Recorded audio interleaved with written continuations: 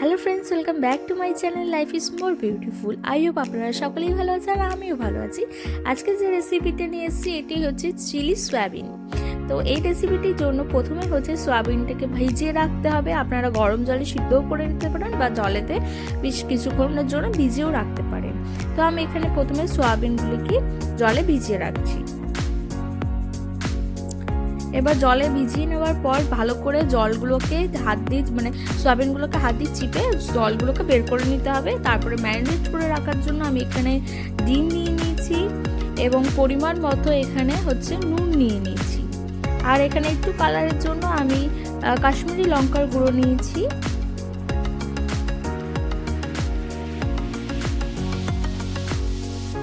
এরপর আমি এখানেতে গোলমরিচের গুঁড়ো ও কর্নফ্লাওয়ার নিয়ে নিয়েছি। এবার এখানে আদা বাটা দিচ্ছি, রসুন বাটা দিলাম।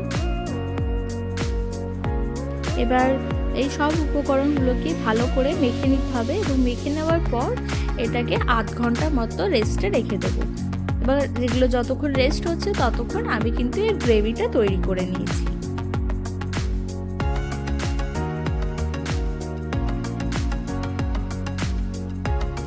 তো এখানে আমার গ্রেভি কিন্তু মেখে একদম রেডি। এবার এটা রেস্ট হবে আধ ঘন্টার জন্য। তা আমি এখানে এবারেতে সয়াবিনের যে হচ্ছে গ্রেভিটা হবে সেই গ্রেভিটা বানিয়ে নিই, তারপর এগুলোকে কিন্তু ভাজতে হবে। তো এবার আমি এখানে গ্রেভিটা করব, সেই জন্য আমি কড়াইতে হচ্ছে সাদা তেল নিয়ে নিয়েছি এবং যা যা উপকরণ লাগছে সেগুলো হচ্ছে পেঁয়াজ, ক্যাপসিকাম আর হচ্ছে রসুন বাটা, লঙ্কা আর হচ্ছে টমেটো লাগছে। আর আমি এখানেতে পেঁয়াজগুলো ক্যাপসিকামগুলো লম্বা করে কেটেছি, কারণ আমার বাড়িতে সবাই ওইটাই পছন্দ করে। আপনারা চাইলে চৌকো চৌকো করেও কাটতে পারেন। তো আমি এখানে তেলেতে রসুন কুচি নিয়ে নিয়েছি, না রসুন বাটা নিলাম, আপনারা চাইলে রসুন কুচিও নিতে পারেন।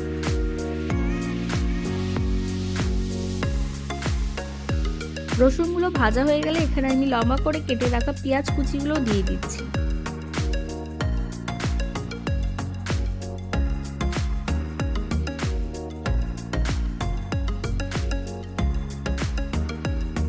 এবারে পেঁয়াজ কুচিগুলোকে ভালো করে লাল লাল করে ভেজে নেব।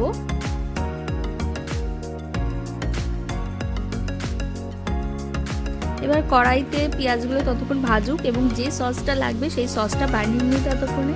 এখানে আমি চিলি সস নিয়েছি, এটা হচ্ছে টমেটো সস দিয়ে দিলাম। এখানে সয়া সস দিচ্ছি, কর্নফ্লাওয়ার দিলাম। আপনারা যদি যে গ্রেভিটা হবে সেটা যদি খুব থকথকে চান তাহলে একটু বেশি করে কর্নফ্লাওয়ার দিতে পারেন। আর এবার জল দিয়ে সবকটা সসকে ভালো করে আমি মিশিয়ে নিচ্ছি।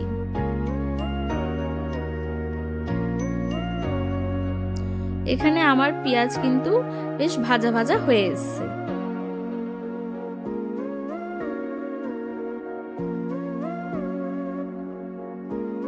তো এখন আমি লম্বা করে কেটে রাখা ক্যাপসিকাম কুচি দিয়ে দিচ্ছি।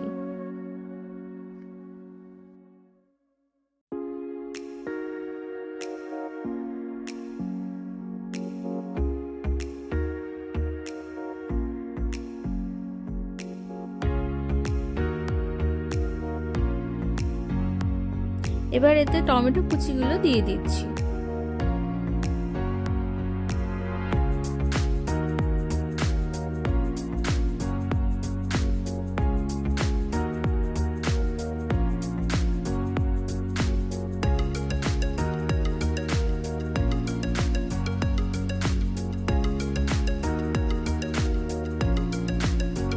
সবগুলোকে ভালো করে কিন্তু নেড়ে নেড়ে ভেজে নিতে হবে। এরপর আমরা যে সসটা তৈরি করেছিলাম সেই সসটা এর মধ্যে দিয়ে দিচ্ছি।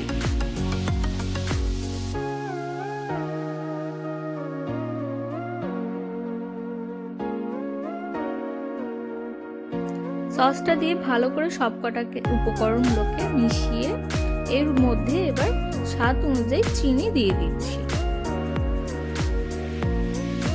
স্বাদ অনুযায়ী নুন দিয়ে দিলাম। এরপর সব উপকরণগুলোকে ভালো করে মিশিয়ে নিতে হবে আর অল্প পরিমাণ গোলমরিচ দিয়ে দিলাম।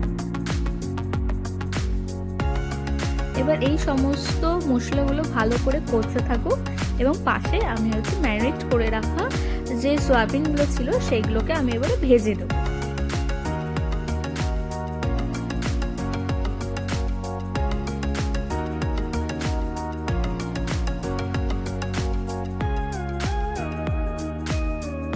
এবার সয়াবিনগুলো ভাজার জন্য আমি কিন্তু কড়াইতে পরিমাণ মতো সাদা তেল নিয়েছি এবং সেটা ভালো করে গরম হয়ে যাওয়ার পর 3-4টে ব্যাচ করে আমি কিন্তু সয়াবিনগুলোকে ভেজে নিচ্ছি, একসাথে কিন্তু সব কটা দিইনি।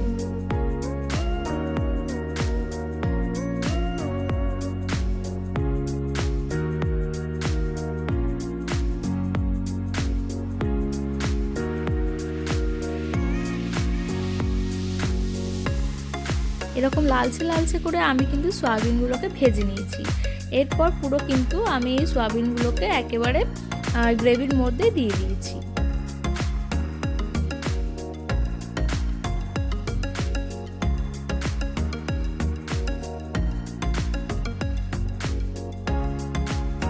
এবার গ্রেভির সাথে সয়াবিনগুলোকে ভালো করে মিশিয়ে কষে নিচ্ছি আমি।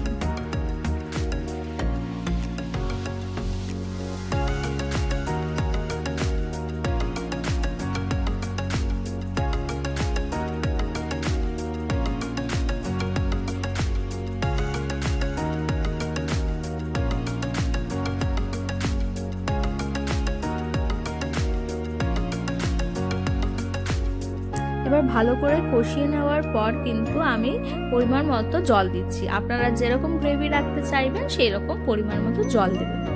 তো আমি একটু গ্রেভিটা কমই রাখতে চেয়েছি, তো সেই জন্য পরিমাণ মতো জলটা আমি একটু কমই দিয়েছি।